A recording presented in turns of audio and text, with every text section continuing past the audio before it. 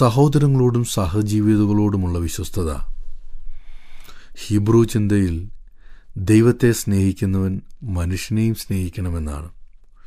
ദൈവത്തോടുള്ള വിശ്വസ്തത മനുഷ്യരോടുള്ള പെരുമാറ്റത്തിൽ പ്രകടമാക്കുന്നു. നമ്മുടെ വാക്കുകൾ മറ്റുള്ളവർക്ക് വിശ്വസിക്കാൻ കഴിയുന്നുണ്ടോ?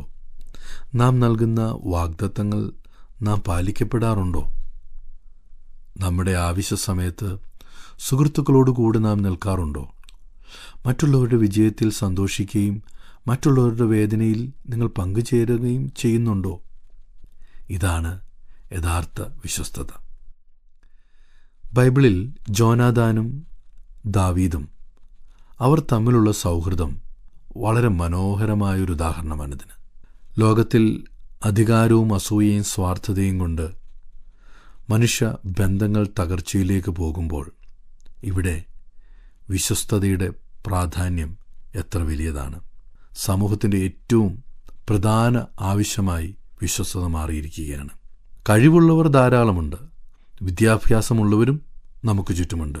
പക്ഷേ വിശ്വസ്തരായ ആളുകളെ കണ്ടെത്തുവാൻ എളുപ്പമല്ല. ജോലിസ്ഥലത്തും കുടുംബ ബന്ധങ്ങളിലും സൗഹൃദങ്ങളിലും ദൈവത്തോടുമൊക്കെ വിശ്വസ്തരായിരിക്കുമ്പോൾ നാം ശക്തമായ സമൂഹത്തെയാണ് പണിതുയർത്തുന്നത്. ഈ സത്യം നമുക്ക് കാണിച്ചു തന്ന ഏറ്റവും വലിയ മാതൃക കർത്താവായ യേശുക്രിസ്തുവിൻ്റെയാണ്. ഇവിടുന്ന് തൻ്റെ ശിഷ്യന്മാരെ അവസാന നിമിഷം വരെ സ്നേഹിച്ചു, തള്ളിപ്പറഞ്ഞവർക്ക് വേണ്ടി പ്രാർത്ഥിച്ചു. കുരിശിൽ പോലും സ്നേഹവും അനുസരണയിലും താൻ ഉറച്ചു നിൽക്കുകയായിരുന്നു. അവിടുത്തെ ജീവിതം നമ്മെ പഠിപ്പിക്കുന്നത് യഥാർത്ഥ വിശ്വസ്തത എന്നത് എല്ലാം സുഖകരമായ സാഹചര്യങ്ങളിൽ മാത്രം നിലനിൽക്കണം എന്നതല്ല, പരീക്ഷണത്തിലും അത് പ്രകാശിക്കുന്നു എന്നതാണ്. വിശ്വസ്തത വാക്കുകളിൽ അല്ല ആരംഭിക്കുന്നത്, അത് നമ്മുടെ സ്വഭാവത്തിൽ നിന്നാണ് ആരംഭിക്കുന്നത്. വിശ്വസ്തത വലിയ കാര്യങ്ങളിൽ മാത്രമല്ല, ചെറിയ നിസാര കാര്യങ്ങളിലെ സ്ഥിരതയാണ് കാണിക്കുന്നത്. നമ്മുടെ കുടുംബത്തിലും ജോലിസ്ഥലത്തും സഭയിലും സുഹൃത്തുക്കളുടെ ഇടയിലും ദൈവസന്നിധിയിലും വിശ്വസ്ത മനുഷ്യരായി ജീവിപ്പാൻ നമുക്ക് ശ്രമിക്കാം. കാരണം വിശ്വസ്തനായ ദൈവത്തിൻ്റെ മക്കൾ വിശ്വസ്തതയിലൂടെ തന്നെയാണ് അവിടുത്തെ സ്വഭാവം ലോകത്തിന് വെളിപ്പെടുത്തുന്നത്. ബൈബിളിൻ ആരംഭം മുതൽ അവസാനം വരെ വിശ്വസ്തനായ ദൈവത്തെയാണ് നാം കാണുന്നത്. അവിടുത്തെ വാഗ്ദത്തങ്ങളൊന്നും താൻ മറന്നില്ല.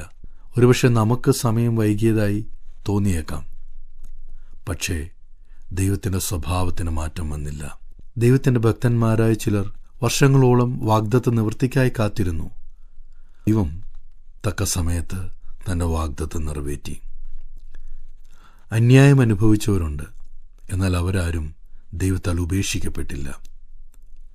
അടിമത്തം അനുഭവിച്ചവരുണ്ട്, എന്നാൽ ദൈവം രക്ഷകനായി തക്ക സമയത്ത് അവരെ വിടുവിച്ചു.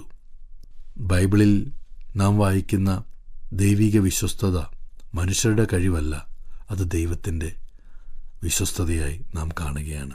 ദൈവം സാഹചര്യങ്ങൾക്കനുസരിച്ച് മാറുന്നവനല്ല, ഇന്നലെയും ഇന്നും എന്നേക്കും വിശ്വസ്തനായി തുടരുന്ന ദൈവമാണ്.